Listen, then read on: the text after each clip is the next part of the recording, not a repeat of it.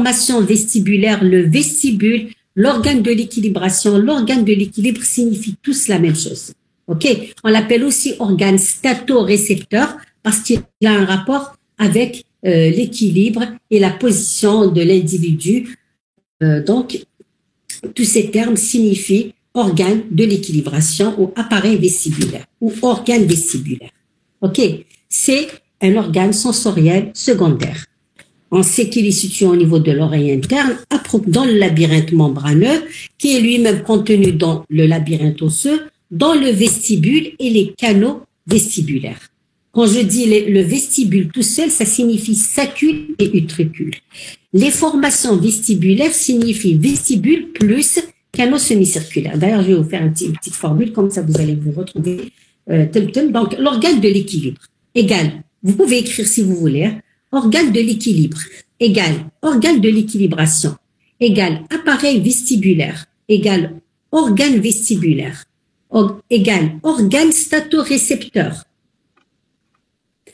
égale vestibule plus canaux semi-circulaires égale sacule plus utricule plus canaux semi-circulaires.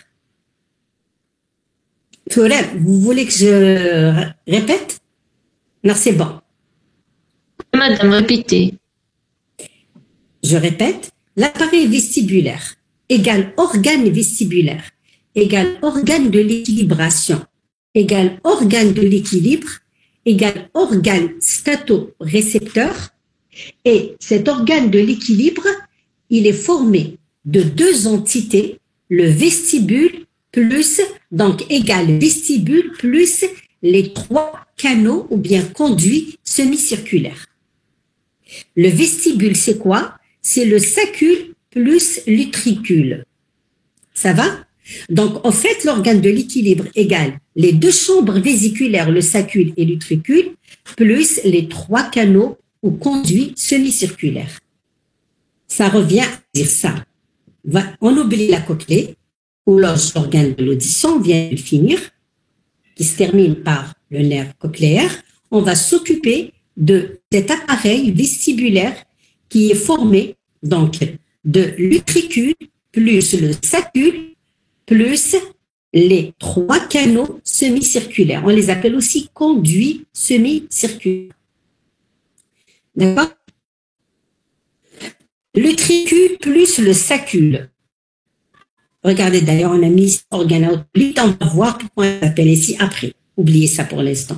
L'utricule plus le sacule, on a ces chambres, ces deux vésicules, le vestibule. Donc, vestibule égale utricule plus sacule. Donc, l'organe de l'équilibration, c'est égal aux trois canaux semi-circulaires, 1, 2, 3, plus les deux vésicules ou chambres saculaires et utriculaires, l'utricule et le sacule. L'utricule plus le sacule égale vestibule.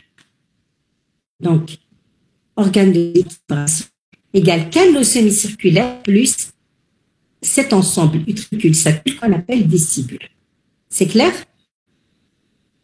Ça va pour tout le monde? Oui, madame. Voilà, c'est ça.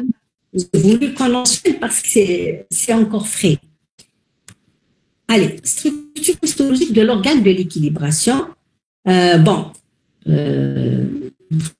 a dit que l'organe de l'équilibration, sacule plus utricule plus les canaux ou conduits semi-circulaires. C'est quoi son rôle? C'est d'enregistrer la position du corps, les changements de position du corps et surtout la position et les changements de position de la tête. C'est l'orientation du corps, sa position, mais surtout de la tête. Donc, cet appareil vestibulaire, il donne des informations au système nerveux central sur la position et les mouvements, les déplacements de la tête, beaucoup plus. Quand on se penche, quand on relève la tête, etc. Ces informations qui s'en occupent, c'est l'organe de l'équilibration. Donc, il joue un rôle, pas un rôle principal, mais il contribue à la coordination des mouvements de la tête et du corps. Voilà. On va attaquer la structure histologique de l'organe de l'équilibration. On vous dit qu'il est formé de deux entités, de deux structures, le vestibule membraneux, je l'ai dit déjà, c'est l'utricule plus le sacule, plus les canaux semi-circulaires qui sont au nombre de 3. C'est quoi le vestibule membraneux? Il est constitué de 2 chambres ou 2 vésicules qui sont l'utricule et le sacule. On les appelle aussi les organes à otolite. Je vous donne ce nom, on l'oublie pour l'instant et à la fin du cours, vous allez comprendre pourquoi on l'appelle organes à otolite. Les otolites, c'est des ions de calcium, c'est des minéraux donc qui se trouvent au niveau de cet appareil vestibulaire et qui joue un rôle dans le mouvement de la tête et du corps. Et l'utricule et sacule présentent ces sels de calcium. On va le voir après. Donc, juste retenez cette appellation. Donc, vestibule membraneux, il est constitué de 2 vésicules qui s'appellent l'utricule et le sacule. Elles ont un nom, ces 2 vésicules, on les appelle organes à otolite. On va expliquer ça après, d'accord? On vous dit que chacune de ces 2 vésicules est porteuse d'un épithélium sensoriel. Et donc, dans chaque vésicule, on a un épithélium sensoriel de l'équilibration. D'accord? Et cet épithélium sensoriel de l'équilibration, au sein de l'utricule et du sacule, s'appelle la macule acoustique.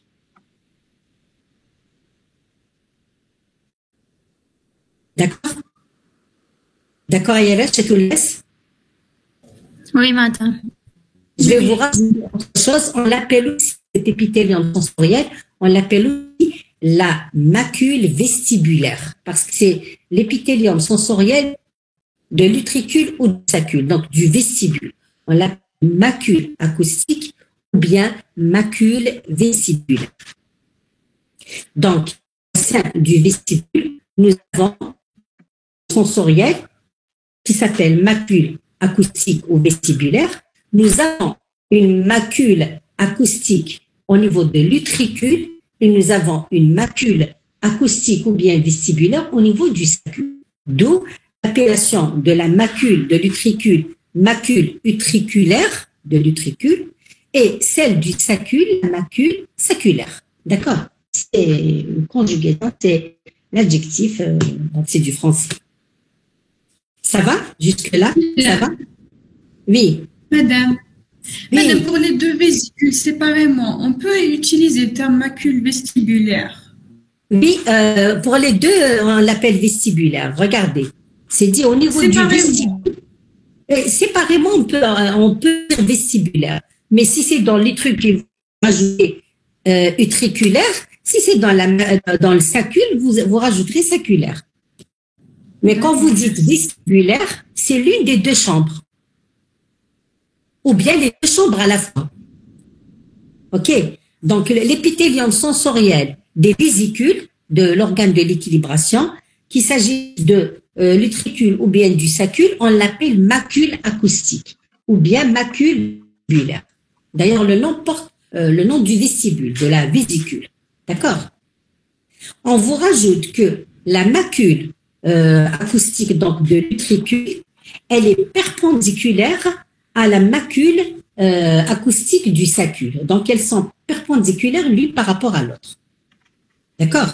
C'est-à-dire leur position, je ne sais pas, dans les schémas, voici l'utricule, l'épithélium sensoriel, il se trouve quelque part ici. Attendez si j'ai... c'est pas représenté ici non plus. Voilà. Ici, pardon. Voici les trois canaux semi-circulaires. Voici l'utricule, la vésicule utriculaire. Voici la vésicule ou la chambre saculaire, le sacule. À l'intérieur, l'épithélium sensoriel de l'utricule qui s'appelle macule acoustique utriculaire de l'utricule. Ici, c'est macule acoustique ou bien vestibulaire du sacule. La macule de l'utricule, la macule du sacule. OK? C'est tout. C'est bon? Oui. C'est facile à suivre avec moi. Si vous comprenez l'appellation, c'est facile. Voilà. C'est bon, là. Au niveau des canaux semi-circulaires, on vous dit que les organes sensoriels, ici, donc les épithéliums sensoriels, ils correspondent à ce qu'on appelle, on les appelle crêtes ampulaires. Crêtes ampulaires. Au niveau des trois conduits semi-circulaires, on appelle les organes sensoriels, l'épithélium sensoriel s'appelle crête ampulaire. D'accord? Et vous allez voir que l'organe sensoriel, il a la forme d'une crête carrément, d'un sommet, comme la crête d'une montagne, le sommet d'une montagne. D'où cette appellation crête ampulaire. Le terme ampulaire signifie ampoule. Et les canaux semi-circulaires, ils ont deux extrémités. Une extrémité qui se termine par un renflement, une ampoule qu'on appelle extrémité ampulaire. Donc, c'est au niveau de cette extrémité que se trouve l'épithélium sensoriel qui s'appelle crête ampulaire. Et il y a une extrémité qui n'a pas de renflement, qui n'a pas d'ampoule. Et celle-ci, elle ne comporte pas d'épithélium sensoriel de l'équilibration. Voilà, en d'autres termes, regardez ici. Ce canal, là, il n'a pas d'ampoule. Il a une seule ampoule ici, une vésicule, un renflement ici. C'est à l'intérieur de ce renflement que se trouve l'épithélium sensoriel de ce canal, qu'on appelle crête ampulaire. D'accord? Pour l'autre canal ici, là, c'est que la crête ampulaire, là. Bon, ici, ils l'ont max schématisé parce qu'il n'y a pas deux ampoules. Hein. Il y a une seule, une extrémité ampulaire et une extrémité non ampulaire. Voilà. Ici, c'est l'ampoule. C'est là que se trouve l'organe, l'épithélium sensoriel du canal. D'accord. Ici, il y a une autre ampoule. Mademoiselle, ici, il y a une autre ampoule. Donc, pour chaque canal semi-circulaire, c'est là où il y a un renflement sous forme d'une ampoule, c'est à l'intérieur que se trouve l'épithélium sensoriel, qui s'appelle crête ampulaire. Donc, pour les trois canaux semi-circulaires, nous avons trois extrémités ampulaires et nous avons trois sites pour les organes sensoriels de l'équilibration, qu'on appelle crête ampulaire. OK? OK? Donc, on vous dit, au niveau des canaux semi-circulaires, les organes sensoriels correspondent aux crêtes ampulaires. Les canaux semi-circulaires, on vous dit qu'ils sont au nombre de 3. Ils sont orientés selon 3 temps. Donc, on retrouve le canal semi-circulaire qui s'appelle canal semi-circulaire supérieur, c'est le frontal. Nous avons le deuxième canal, qui est dit canal semi-circulaire postérieur, celui-ci, il est sagittal. Et nous avons le troisième et dernier canal semi-circulaire ou bien conduit, conduit semi-circulaire, on l'appelle le canal semi-circulaire externe. Celui-ci, il est dit latéral ou bien horizontal. Voilà. Et chaque canal comporte deux extrémités. Une extrémité non ampulaire, c'est-à-dire une extrémité normale. Il n'y a pas d'épithélium sensoriel dans l'une des extrémités. Dans l'extrémité non ampulaire, il n'y a pas de différenciation épithéliale, il n'y a pas d'épithélium sensoriel. Au niveau de l'extrémité qui présente un renflement en vésicule sous forme d'une ampoule qu'on appelle extrémité ampulaire, on retrouve le site ou le siège, c'est là que siège une différenciation épithéliale qui correspond à l'épithélium sensoriel du canal qui a reçu le nom de crête ampulaire et on l'appelle aussi la crête acoustique. Voilà. Ça va?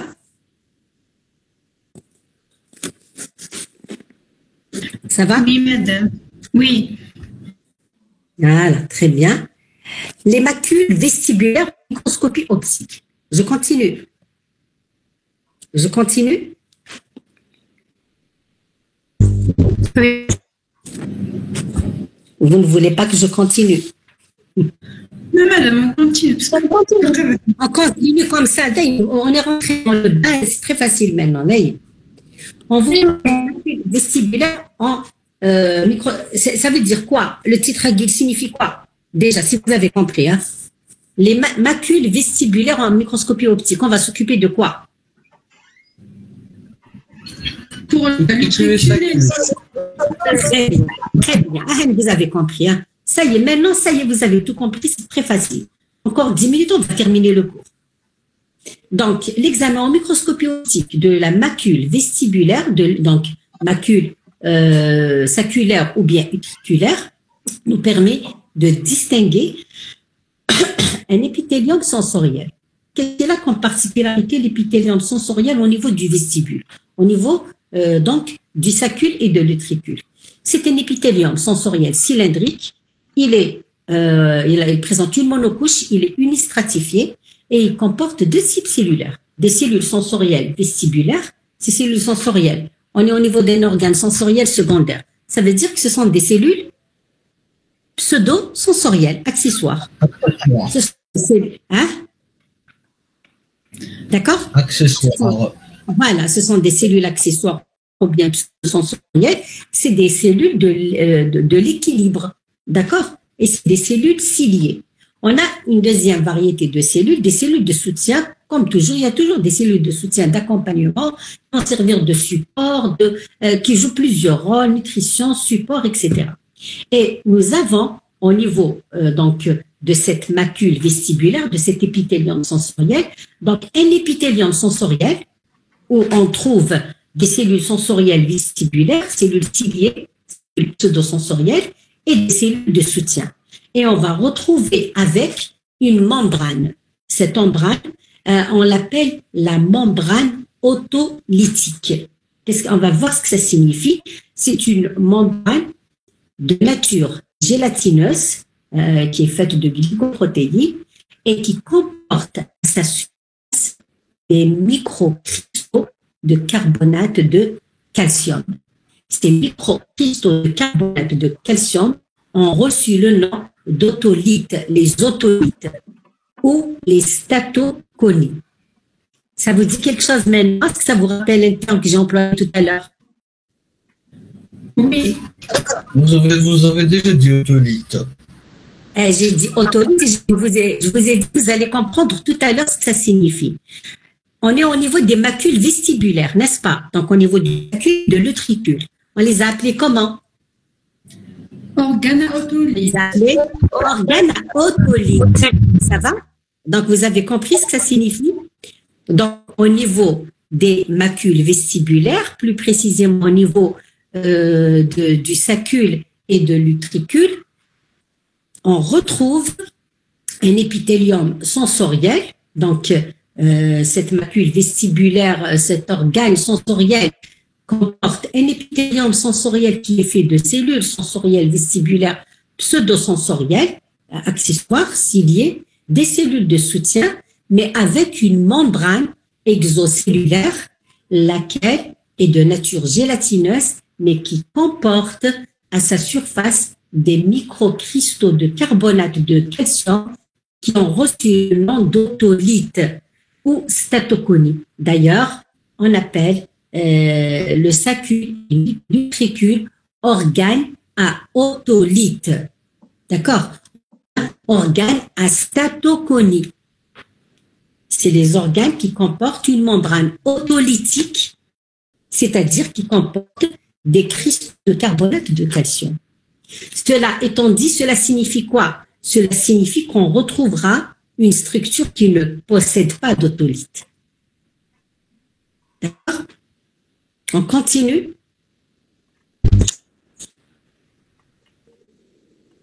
Mais où est-ce qu'on va retrouver cette structure sensorielle? Tout là. Regardez schématiquement cette structure d'une macule acoustique. Cellules sensorielles.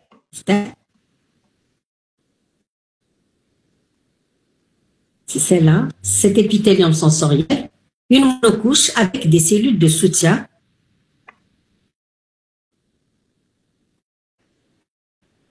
Et nous avons ici, la membrane à autolyte, à statoconie. Voilà. C'est des cristaux de carbonate de calcium, des sels de carbonate de calcium, qui recouvrent extérieurement, elle est exocellulaire, l'épithélium sensoriel des molécules acoustiques, du sacule et de l'utricule. Voilà ce que ça signifie. C'est très facile. D'accord? Voilà. Et cette membrane, regardez, elle interpénètre les cils des cellules pseudosensorielles. On va voir tout de suite dans la structure de ces cellules. Ça va? On va voir les détails de ces cellules. C'est très facile. Hein? Les cellules ciliées, donc on a dit qu'il y a un épithélium sensoriel qui comporte des cellules vestibulaires ciliées avec des cellules de soutien, une membrane à otolite ou à sphatoconie. Et nous allons voir le détail de ces cellules vestibulaires, ces cellules accessoires.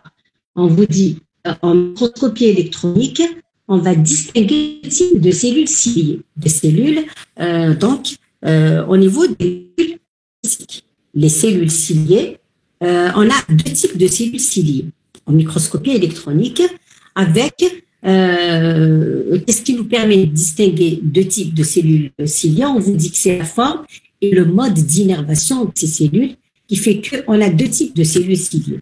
Nous avons des cellules ciliées type 1 et des cellules ciliées type 2.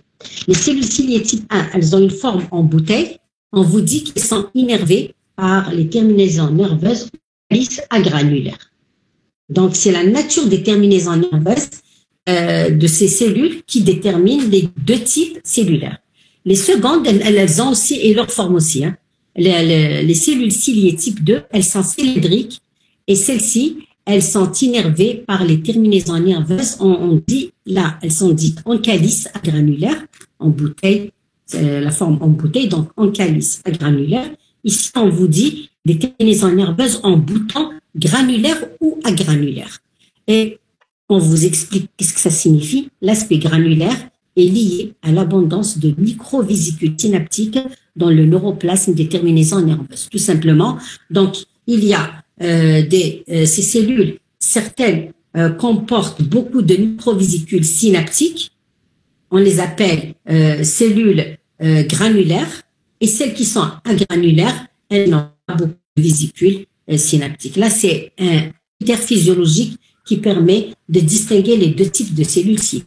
Ce que vous devez savoir en histologie, pour les cellules ciliées vestibulaires, on a deux types de cellules ciliées. Type 1, en bouteille, innervées par des terminaisons nerveuses qu'on appelle en calice agranulaire. Type 2, cylindrique, innervées par des terminaisons nerveuses qu'on appelle en bouton, qui peuvent être granulaires ou agranulaires, sans plus. D'accord? OK? Les détails, c'est de la physiologie, on ne va pas rentrer dans ces détails. C'est les modalités de transmission des informations de l'équilibration, c'est de la physiologie pure.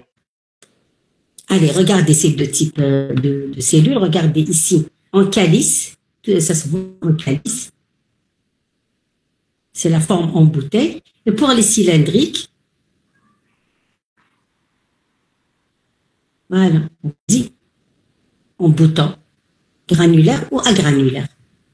Cellules ciliées, on a deux modèles, c'est en bouteille, c'est cylindrique. C'est tout.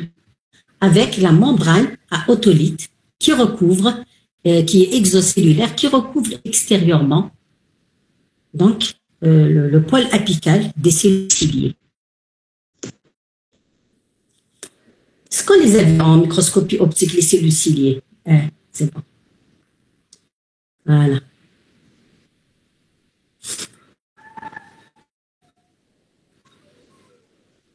OK, cellules ciliées type 1, on va voir le détail des cellules ciliées. On a fini, hein, parce qu'il y en reste des cellules ciliées, des cellules de soutien.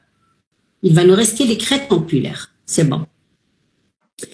Cellules ciliées type 1, qu'est-ce qu'elles ont elles ont une forme en bouteille, elles sont piriformes. Piriforme, c'est la bouteille. En bouteille, en calice.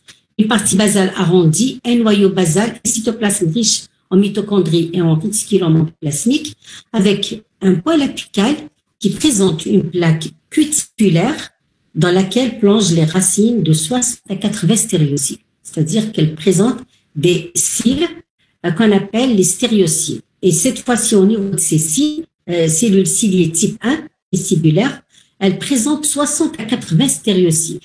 Mais ce qu'il y a lieu de noter, c'est que on retrouve un cil vibratile, le plus lent, qu'on appelle le kinocyle ou kinétocyle. Et celui-ci, il pénètre en profondeur dans la membrane autolytique.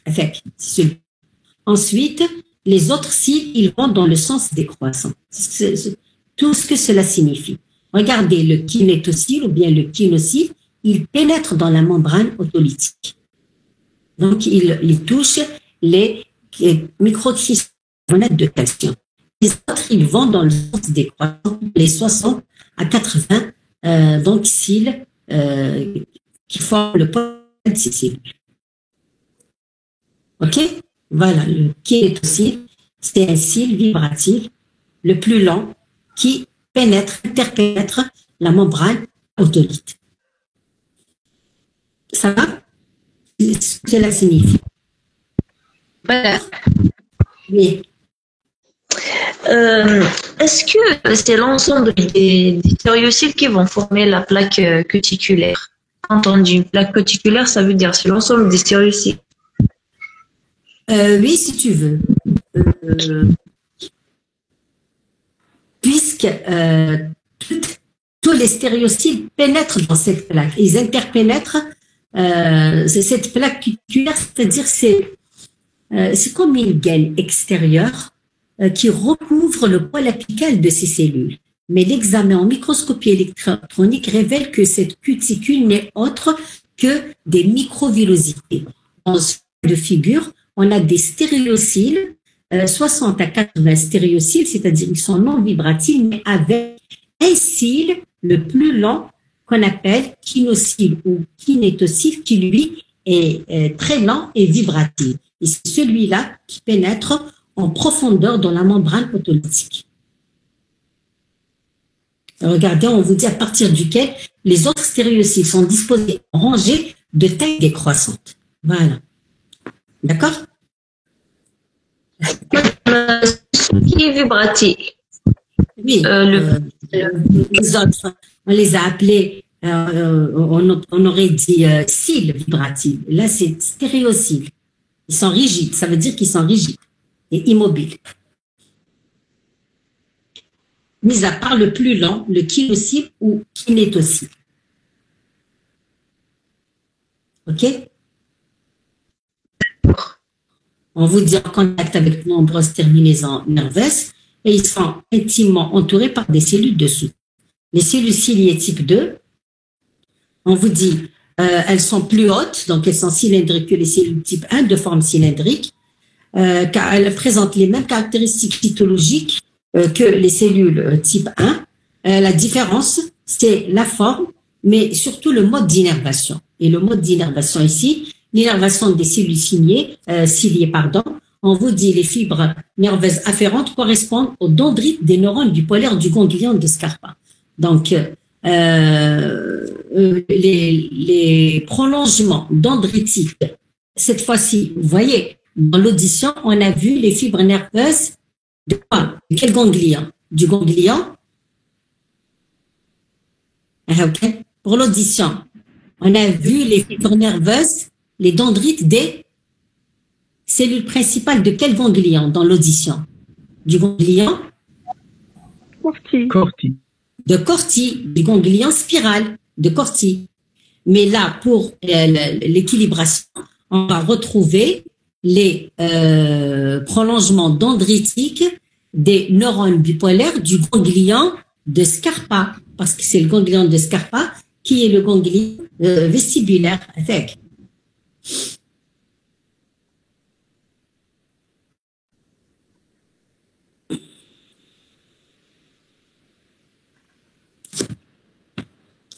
Voilà.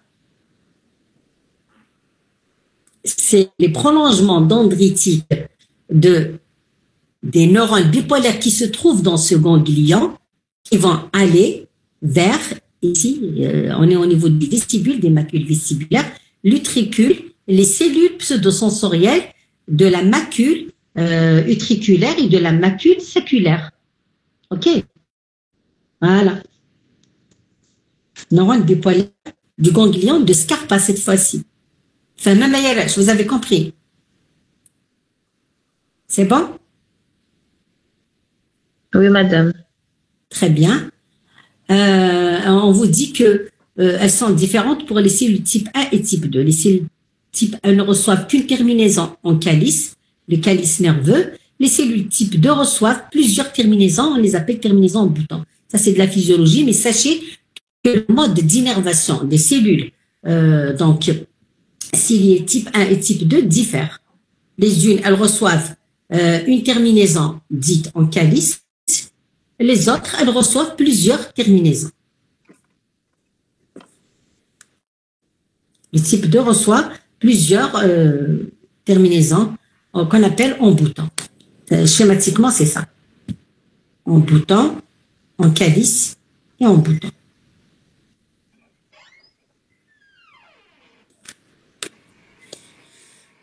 C'est bon? Les cellules de soutien, qu'est-ce qu'elles ont de particulier? On vous dit qu'elles sont de forme irrégulière. Elles entourent les cellules sensorielles. Madame, Elles reposent sur la... Oui. Madame, s'il vous plaît, est-ce que vous pouvez répéter pour les cellules ciliées de type 2? Je n'ai pas bien suivi. Je répète quoi? L'innervation? Non, à partir des cellules ciliées de type 2. Je n'ai pas bien suivi. À quel niveau? L'innervation?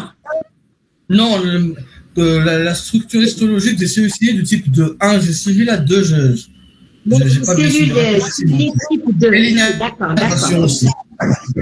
D'accord, merci. D'accord. Les cellules ciliées type 2, elles diffèrent des cellules ciliées type 1 par leur forme. Elles sont plus hautes, elles ont une forme cylindrique. Elles ont pratiquement les mêmes caractéristiques structurales, cytologiques que celles des cellules ciliées type 1. On vous dit qu'elles diffèrent par leur forme, mais surtout par leur mode d'innervation. Donc, c'est pour ça que je vous ai dit, jeune homme, c'est l'innervation que je vais répéter, parce que le mode d'innervation des cellules ciliées type 1, qu'est-ce qu'elles ont de particulier celles-ci? On vous dit qu'elles ont une innervation, les cellules type 1 reçoivent une seule terminaison qu'on appelle terminaison en calice, le calice nerveux. Les cellules type 2, elles reçoivent plusieurs terminaisons nerveuses. C'est tout ce que vous devez savoir en histologie. D'accord? La grande différence entre les cellules ciliées type 1 et type 2, c'est leur forme. Les unes, elles ont une forme en bouteille, les premières piriformes, et les deuxièmes, elles sont hautes cylindriques. Et la grande différence entre elles, c'est le fait qu'elles présentent un mode d'innervation différent. Les premières, type 1, elles reçoivent une seule terminaison qu'on appelle terminaison en calice, et les secondes, elles reçoivent plusieurs terminaisons nerveuses. Point barre. D'accord? D'accord, merci. Pas de quoi. En ce qui concerne les cellules de soutien, on vous dit qu'elles sont de forme très irrégulière. Elles entourent les cellules sensorielles. Elles reposent sur la membrane basale. Elles sont liées entre elles ainsi qu'aux cellules sensorielles par des complexes jonctionnels. Voici une présentation schématique des cellules ciliées type 1 et type 2 avec les cellules de soutien qui sont intimement liées aux cellules ciliées. Là, les autoconies ou les statoconies ou les otolithes, voici le cil vibratile qui s'imprègne profondément dans la membrane à otolithe. Si j'ai un schéma pareil, je sais que je suis au niveau, je suis où? Ce schéma, c'est à quel niveau de l'organe de vibration? C'est au niveau de la l'utricule. D'accord. Tricule. D'accord, merci. L'utricule ou le sacule, les deux. Donc, au niveau des vestibules, du vestibule, d'accord? Soit au niveau de la macule ou du sacule. Je vais dire au niveau de l'utricule ou le sacule. L'utricule ou le sacule. OK? Qu'est-ce qui me permet de dire ça? C'est la membrane autolytique. C'est la présence de la membrane autolytique. Et puis, l'agencement des cellules, le fait qu'il y ait deux types cellulaires, des cellules hôtes et des cellules à calice. Cellules cylindriques et des cellules à calice. Et je vois certaines cellules qui reçoivent une seule innervation et d'autres qui reçoivent plusieurs terminaisons nerveuses. Voilà. C'est bon? C'est terminé pour la macule vestibulaire. Encore 5 minutes, je termine le cours. Hein.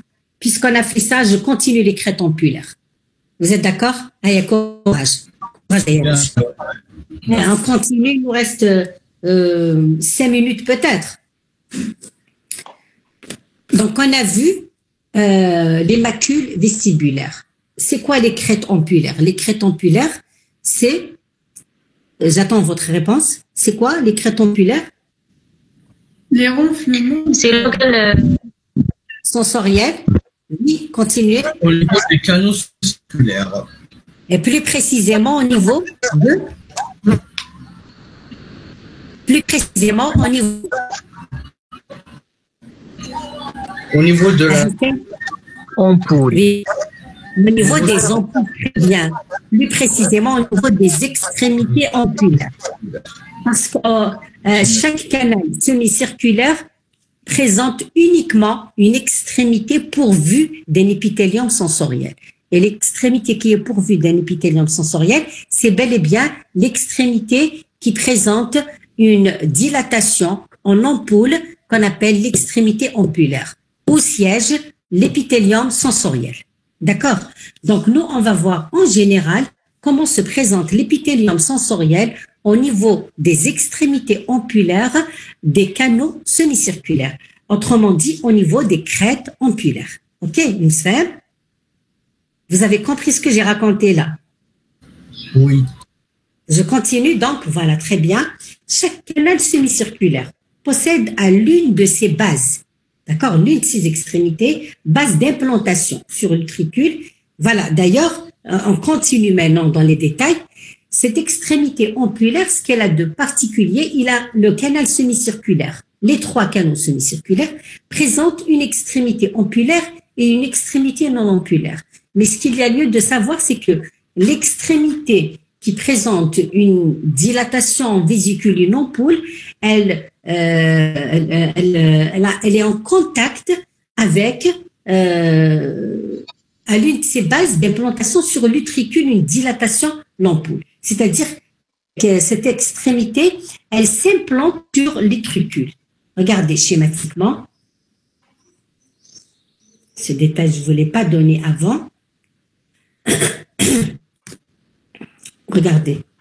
Le sacule, il est par là, en 6. Le sacule est par là. Donc, une partie du vestibule, c'est de ce côté-là. Mais l'utricule, regardez, l'ampoule, elle s'implante sur l'utricule. L'ampoule de l'autre canal s'implante sur l'utricule. Et cette ampoule s'implante sur l'utricule. Donc, les trois extrémités ampulaires des trois canaux semi-circulaires rejoignent et s'implantent sur l'utricule. D'accord? Et c'est là que réside, qui est le site de l'épithélium sensoriel de chaque canal semi-circulaire. C'est bon? Oui, madame. Très bien. On finalise, c'est bien. Vous voyez, on est vers la fin, ça y est. Donc, on vous dit, chaque canal semi-circulaire possède à l'une de ses bases d'implantation, une seule, donc ampulaire, une dilatation l'ampoule. Cette ampoule s'invagine et elle forme un repli disposé perpendiculairement à son axe, la crête ampulaire. Donc, c'est là que se trouve la crête ampulaire. Il existe 3 crêtes ampulaires, une dans chaque canal semi-circulaire. C'est tout ce que j'ai raconté. La crête ampulaire, elle est semblable. Donc là, j'ai pas réexpliqué, j'ai pas donné les cellules. La crête ampulaire, qu'est-ce qu'elle a?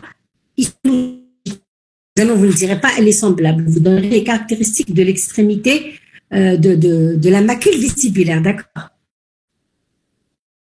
Donc, ce que j'ai dit, pour la crête ampulaire, on vous dit qu'elle est semblable à celle de la macule vestibulaire. Mais, sauf que la cupule, la cuticule ou bien la cupule, donc, ce qu'il y a en périphérie apicale ne contient pas d'otolite. Donc, ce que j'ai dit tout à l'heure, mademoiselle, les organes, oui, je réponds à votre question. Il y a des parties dans le vestibule, dans l'appareil vestibulaire, qui ne comportent pas d'otolite. Donc, elle comporte une masse gélatineuse, géliforme. Elle est creusée de canaux dans lesquels s'enfoncent les stéréociles des cellules ciliées, sans tout autant qu'il y ait des cristaux de carbonate de calcium. Donc, il n'y a pas d'otolite au niveau de la crête, des trois crêtes ampulaires. On a la même structure histologique pour l'épithélium sensoriel. D'ailleurs, on vous dit la crête ampulaire est semblable à celle de la macule vestibulaire, sauf que la cupule ne comporte pas d'otolite. Il n'y a pas de statoconie, il n'y a pas d'otolite. Il n'y a pas de cristaux de carbonate de calcium. Regardez pourquoi on l'appelle cupule. Regardez l'ampoule. Ici, c'est l'ampoule. La crête ampulaire. Regardez, crête, on l'appelle crête pour cet épithélium parce qu'il est allongé. Il s'allonge comme un sommet. Une crête. Voilà. La crête ampulaire. Avec les cils, avec le stéréocyle. Voici la cupule. Sans plus, il n'y a pas de statoconie. Ici, au niveau d'un canal semi-circulaire, de l'ampoule d'un canal semi-circulaire. Les axones du nerf vestibulaire. Cellules ciliées. Il n'y a pas de statoconie. Regardez ici, la cupule sans statoconie. Voici, regardez, elle se prolonge comme un sommet d'épithélium. Il est allongé et il se prolonge comme un sommet, un dôle. D'où l'appellation de crête. Crête, même pour la cupule, elle épouse cet épithélium comme une crête. Voilà. C'est bon? C'est bon.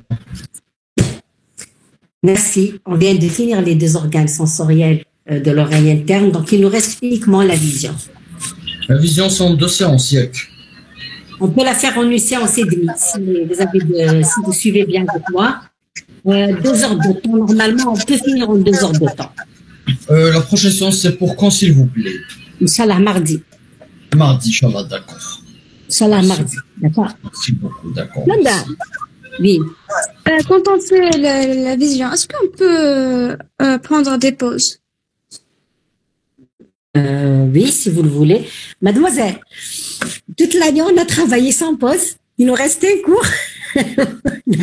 D'accord, mais qu'on oui, ma fille.